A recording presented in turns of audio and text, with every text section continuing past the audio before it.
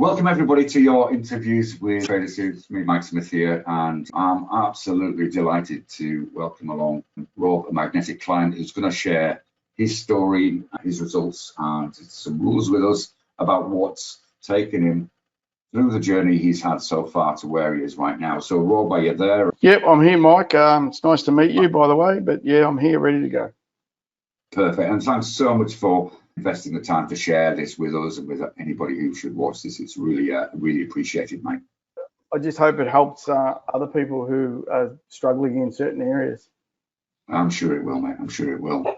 Okay, well, look, a great place to start, really, I guess, is who you are, and we've got a little slide there with a couple of pictures of yourself there. So just tell us a little bit about you and your trading journey so far. Well, I'll tell you about myself. I'm basically 60 years, nearly 60. I'm 59. I'm married, and I've got 5 children. The youngest is 22. The oldest is 34. 3 girls and 1 boy and a dog. And I'm a chemical manager, a maintenance manager of a chemical plant. I've been there probably 25 years. So you've got to juggle your trading with your work, like many people, of course. Yeah, I've had to actually juggle my trading. You know, I've mentioned quite a few times that I have very limited time. So if I actually had more time, I'd have better results. But unfortunately, you can only do what you can do. So yeah, that work gets in the way of my trading. Absolutely. And look, many people listening to this have been in exactly the same position as you, in that they're juggling learning to trade and starting to get some runs on the board with obviously working as well. So where you are now is probably where a lot of people are. It'd be great to sort of talk about that a little bit in terms of the challenges are and how you've overcome them as we chat today. So tell us about your trading. Where did it all start? Well, it was approximately 7 years ago. I seen an ad on TV, learn how to trade, or we'll teach you while you learn. And it was from LTG Gold Rock. So I joined up with them, and basically I didn't have enough money to go into the gold membership. So I took the lowest membership, and I'd done probably eight months of training, and I got my trade plan ready. And then I went to a webinar, and I was going to start trading after the weekend webinar, and I had all my trade plan ready to go. And then Mark and Cameron came on, and I seen their results, which were unbelievable. And I threw away the whole trading plan, and I rang up Mark and Cameron and said, how do I join with you? Fantastic. And so in those early days of your trading, what was coming across in terms of your results, your learning, and how you felt you were doing at that stage before you met Mark and Cameron?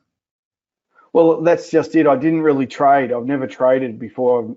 I'd done a lot of research and systems, but I never actually traded. My first trade was with Mark, and I joined the live room. That's when I think Mark first brought out the live room. So my first trade was with Mark, and I wasn't doing Pro Trader at the time. And basically what happened is it's pretty much similar to what I'm still doing now. Is Mark would send out a report, I'd review it, and then he'd say sell at 700, 10-point stop, 10-point target, and that's it. And 8 out of 10 times it would work. So the only difference was back then Cameron was doing the Dow Jones, and that was at 11:30 at night. That I couldn't really continue doing that. I had to get up early in the morning.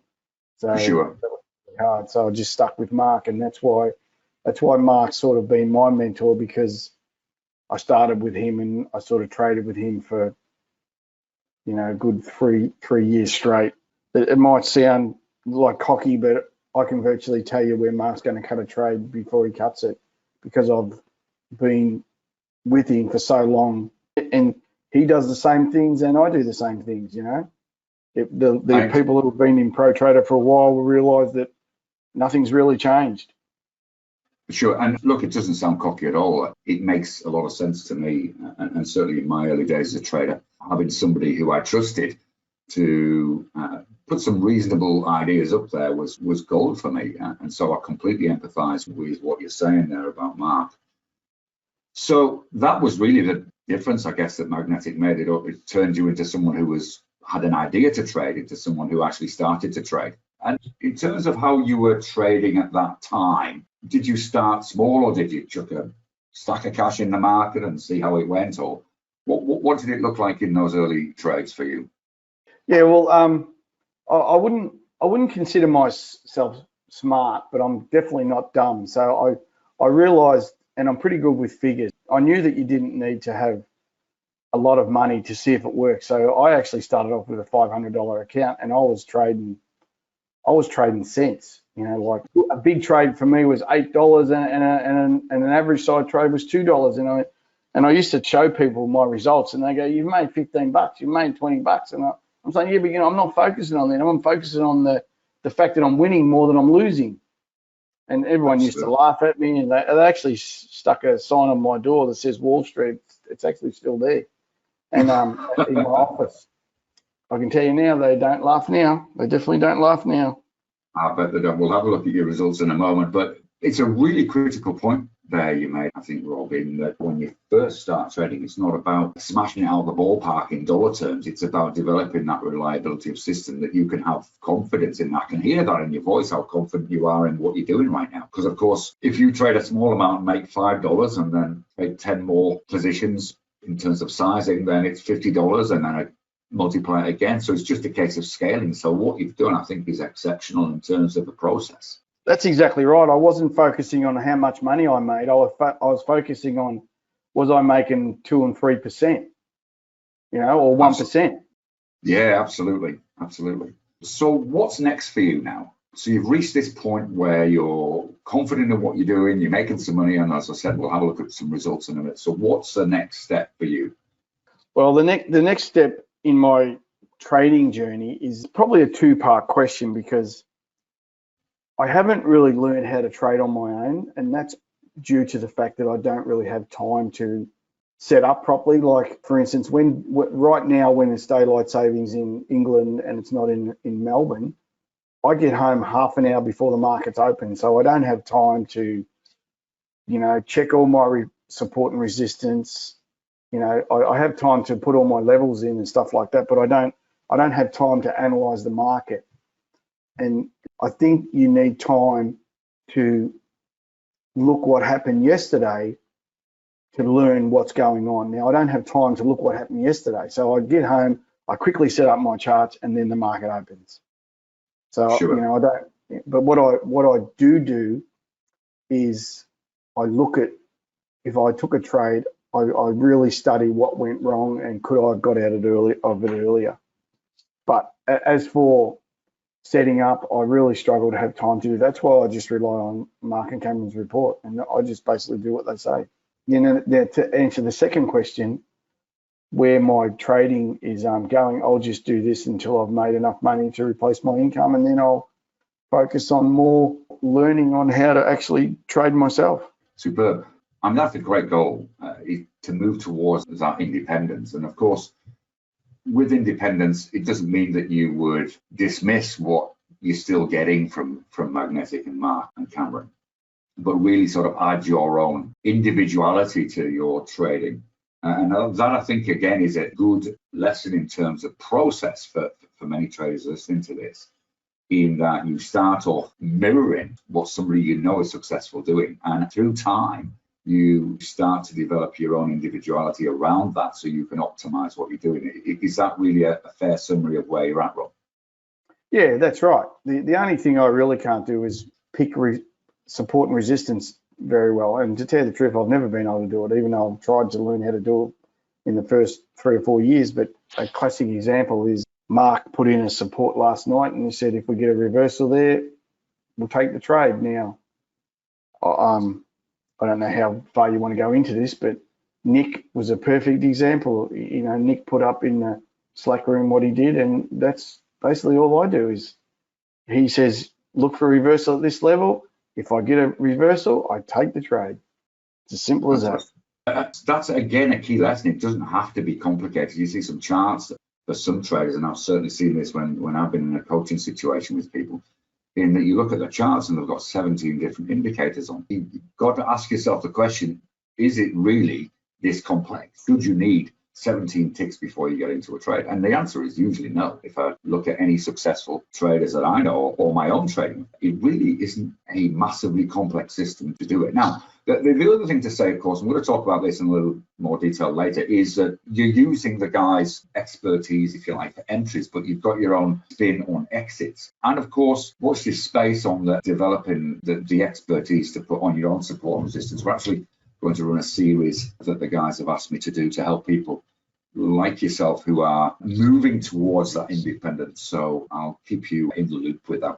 Let's have a look at your results, hey, because these were eye-catching, to say the least. So you sent through this chart, you sent me an Excel spreadsheet through as well, just to sort of verify that this was the real deal. And so that's a spectacular return from July last year through to March this year. That's got to build a heap of confidence in what you're doing.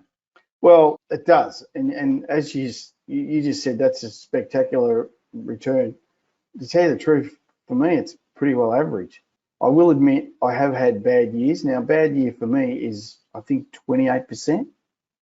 Sure. Now, that's mainly because I've over risked it and lost 8% instead of 4%. Now, but like I said, I just learnt what trades I wanted to take, and I've just done it the same every year.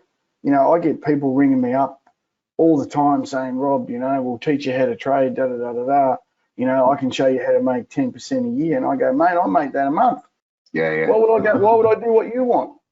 And then they obviously don't believe me, but I don't really care if they don't believe me. Absolutely, it's completely irrelevant, isn't it? What's important is what you're doing and that it's working.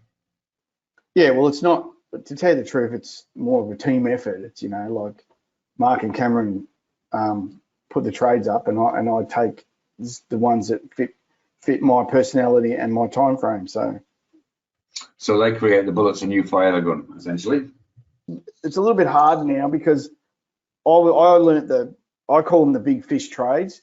Now, there's certain big fish trades that I don't even talk to Mark and Cameron about. If they set up, I take them.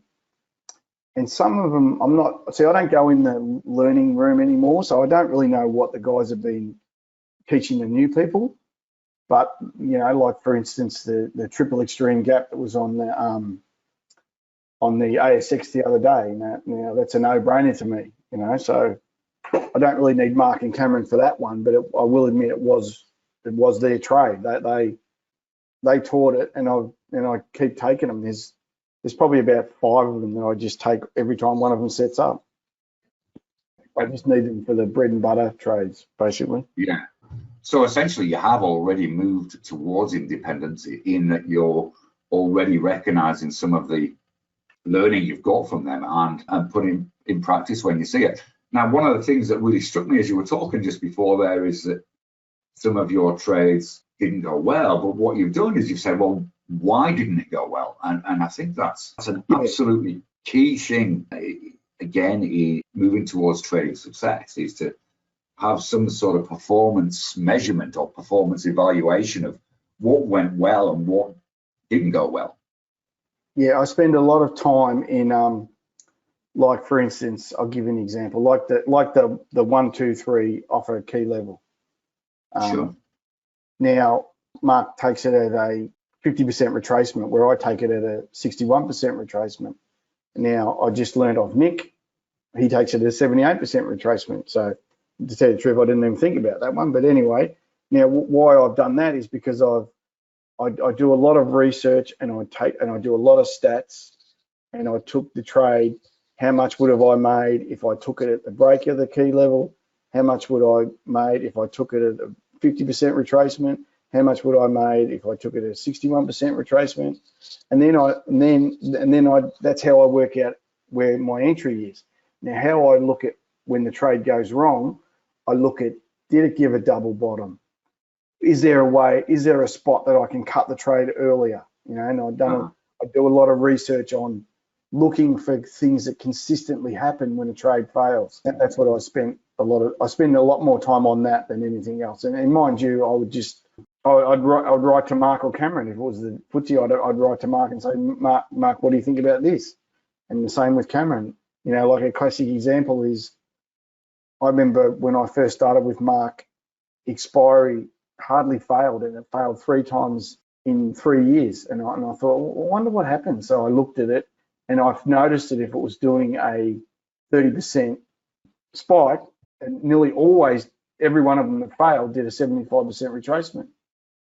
So now if I get a 30% spike on the expiry, I take 90% of my profit at 75%, you know, something like that, rather than being 75% up and then losing it all for 5 pips or 10 pips. Sure. And I'm just going to put up your 4 game-changing rules. We talked about this before. I asked you to come up with 4 things that made a massive difference. And the second one of those, because you've already talked about, let's just cover that for a moment. Quite often people focus on entry, as if that makes a difference. But the message I'm getting for you is that one of the key differences was you started to have a look at exits. Yeah, well, that's exactly right. You know, like let's just say you take 10 trades and 7 of them work.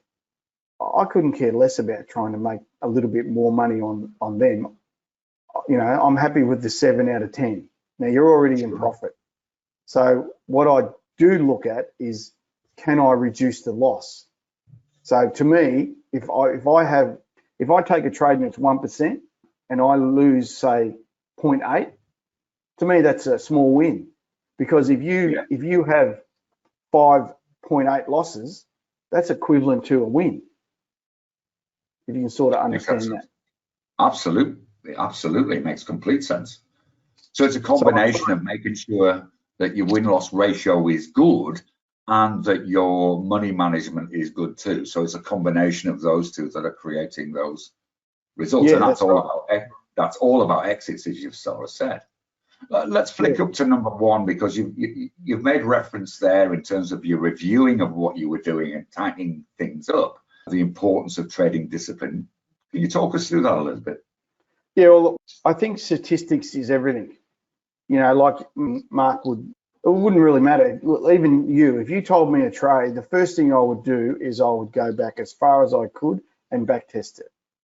Sure. And if it made money, I would then start trading it on a small, you know, stake. I'm not talking 1%. I'm talking the minimum, whatever I could put in. To me, it would be $1, because I trade. I think that's the smallest I can trade on IG.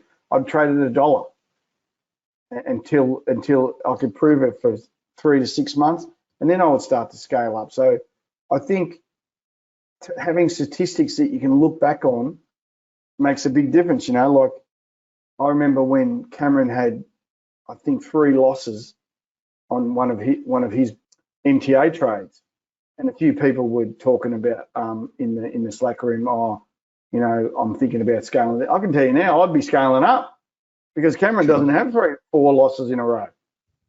I've never seen it. So that's what I mean. Now you get that out of your statistics. Absolutely. So, and again, that is just such a good process. But people think in terms of discipline about making sure you push the button at the right time to go in and push the button at the right time to get out. But what you're talking about there is a disciplining process as well, which is absolutely gold, mate. So your process, just to reiterate, is you hear about a trading idea. So what you do is you go back and you have a look and see, theoretically, with backtest, was it successful or not successful? If it looks as though it was, then you will subsequently forward test it, but at a really small position size.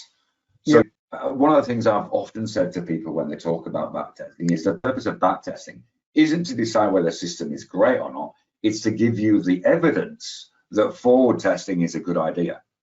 Because unless you're trading it forward, you're not going to get the real deal about what it means to you and your trading style and when you look at the markets. So your process is, let's do the discipline of having a look back and see if it's successful. Don't just take somebody's word for it. Secondly, you'll trade it, but trade it on a cup of coffee size trade. So it'll be, as you say, it'll be cents and dollars, not tens and hundreds of dollars. Then once you've got the record, the evidence that, hey, look, there's something in this. I'm looking at my win-loss ratio and I'm looking at my average win and average loss, and this is making money. That's when you start to put the foot on the accelerator a bit and scale up. Is that, Yeah, have I got that right? Mate, Yeah. that's just gold. And anybody listening to this, that's the way to do it. And one thing I think is important there, Rob, which you talked about, is you're already been successful in your other strategies. And what often people do is they'll say, right, okay, I'm trading 3 contracts of the FTSE on this particular strategy. So that means automatically I can trade 3 contracts of the FTSE on this new strategy that I've had some exposure to. And it looks as though it might be okay. But what you're saying is, if you're taking on a new strategy, what you do is go back to trading that cup of coffee size trade, make sure it works, and then scale up. There's not that automatic, right, 3 contracts works with this strategy, therefore it must be for that strategy. Yeah, that's right. Because as you pointed out, when you're actually in the trade, it's not like your mind's a little bit different than if you just follow the rules. Absolutely. You know, and I can tell you now, if you just follow the rules, you'll do 9 times. You'll do 9 out of 10 times you'll do better. You know, there's been times where I'm in a trade and I'll, you know, in the early days and I look at it and I go, this is not, I can get a better entry here, and then I'll study it for hours, and you know, like I'll be in the trade for maybe an hour, and then it goes to target or I take profit, and then I look at the rules and I say to myself, if I just had to follow the rules, I would have made more money. Yeah, absolutely. And those rules come from your experience as well. It's your experience. And Mark and Cameron. Obviously led initially by Mark and Cameron. Have you anything else to add about how you exit trades that you think might be of interest to people? I don't really have I think it's going to fail type thing. It has to do certain things for me to cut the trade. And until it does that, I won't cut the trade. If it's not going fast, I won't cut it. It has to either hit profit or give me my exit strategy, if you want to call it. I don't just go, it's not looking good, I'm going to cut it. So can you give us an example of that? So let's say you've gone along a position and it's gone up a little bit, it's gone up a little bit more, and it's still moving up and you're still in it and you think, look, this is going okay. Then can you give us an example of that price action that would say, now, let's cut this off now? But let's just say, for instance, we use the DAX because that moves sort of in a straight line. The FTSE can just turn around anywhere, and I don't really know why it does that, but it can do that. So, but the DAX will break a key level, and then it'll normally go to the next key level. Now, if it breaks the key level and it struggles to get momentum, then I'll look at it's got to cross an EMA, you know, or it's got to be under the key. Like for instance, if Cameron says, like a good example, he said we're going to go long at 14.30 the other night. Now, if it had a broke, it did actually enter. It did actually break the 14.30. So I didn't take the trade on Cameron's entry. I wanted to retest R2, and then that's where I got in. And then it broke the 14.30 again. Now, if it hadn't have broken 14.30 and it closed and broke back below R2, I would have cut the trade at the close and break below R2. That makes sense. Now, that was a 42-point stop trade. Now, that would have maybe stopped me out at between 10 and 20. So for me, that was a 50% win on a loss. So essentially what you're saying is you've got these set of rules based on price action that you say, look, if X, Y, and Z happen, then I'm out. And if they don't happen, then I'm still in. That's right. If it had come back down to R2, wouldn't have mattered if it hit it 10 times. As long as it didn't break it, I would have held the trade. And are these absolutely crystal clear in your mind, or have you got them written down somewhere? Well, I did used to write them down, but because I've only got like half a dozen trades, I can remember them all. But I have got certain rules for certain trades. I won't do this. Like a classic example is I wouldn't do that on the FTSE. Like on the FTSE, it's nearly I take reversals off Mark's key levels. I look for a pin bar or a 1, 2, 3. If it's a pin bar, I take a straight break. If it's a 1, 2, 3, I want a 61% retracement. because 9 times out of 10, you get a bounce off the 61% retracement, and you can take profit to pay for the stop under the low, if you can sort of understand that. So as soon as I'm risk-free, then I don't really care what happens to the trade. I'll go for whatever Mark's target is. The message that comes across is you've got absolute clarity, not only in terms of the strategies that you're using, but how those strategies relate to specific instruments, i.e. that difference between your approach on the DAX to that which you use on the FTSE. And I think that's an important message as well, in that a particular strategy may not work on every vehicle that you trade. And I think what you've done there is certainly contributory to where your results are, in that you've sort of looked at that, going back to that knowing your statistics game-changing rule, and said, well, look, that works on the DAX, that works on the FTSE, that doesn't work on the. As soon as the trade fails, if I notice something, like for instance the break of the close and break, that was one of Cameron's rules. But let's just say I did notice it, I would go, and it was a break of a key level, I would go back and get all my breaker key levels, and I'd go back as far as I could and see if that was anything happening all the time. And that's how I developed my rules. And the other thing too, you really need screen time. You really need to sit and watch the charts. You need to watch the price actions and learn how price action works. Yeah, on the market, on the actual market. You can't watch the FTSE and think it works on everything. You got to watch each market, each time. You know, like for instance, the open. I only really know the open. Might be different than 2 o'clock in the afternoon, for instance. And the final rule that you gave me there was communicate with your mentor. Talk to me about that and what you mean by that, and how that's helped. Oh, well, basically, what I did is I would, at the start, I was probably taking a trade every day.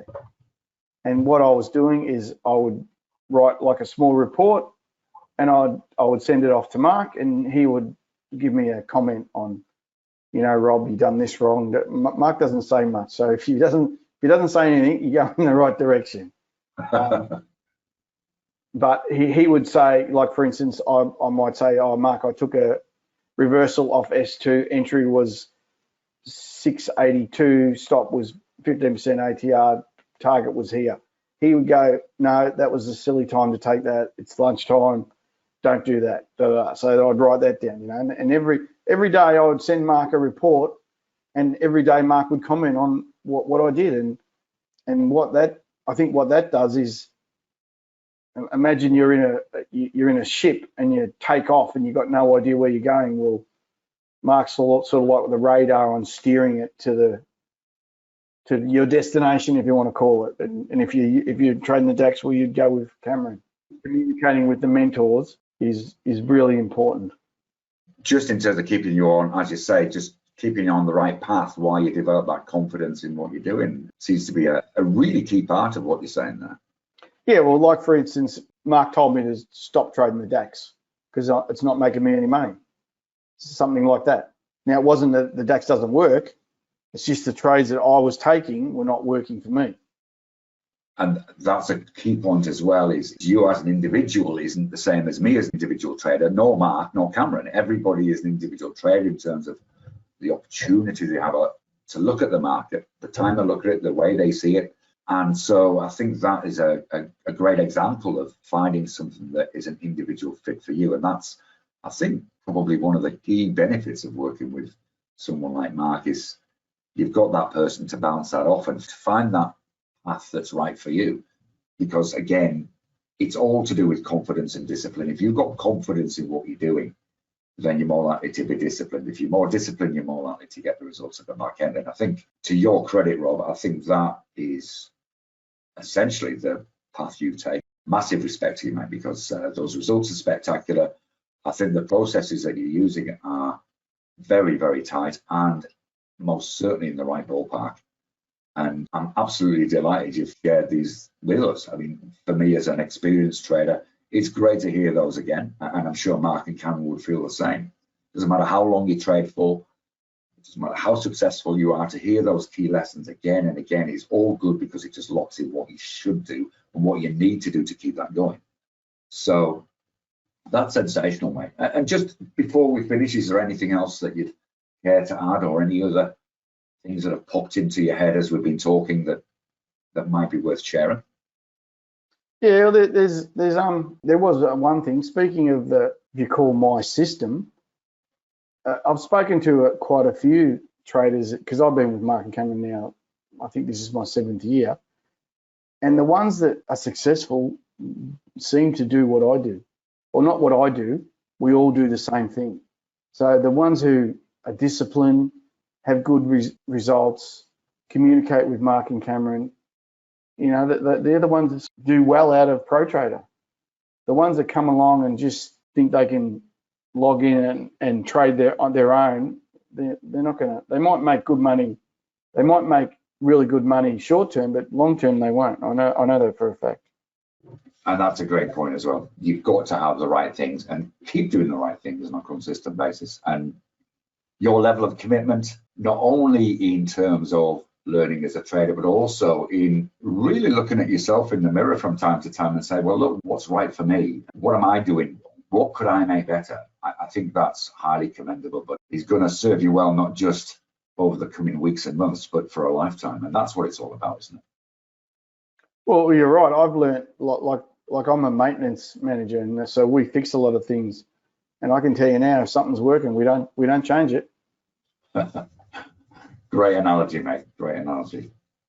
Well, look, Rob, we've just got to say a massive thanks again for sharing your experiences with us. And perhaps if it's okay with you, we'll touch base with you in a few months' time and see what the next step and stage of your journeys look like, and perhaps get you to share some more of your insights, because it's been invaluable. And I hope everybody listening to this has taken on board these key lessons, and those 4 game changer rules are a great place to start.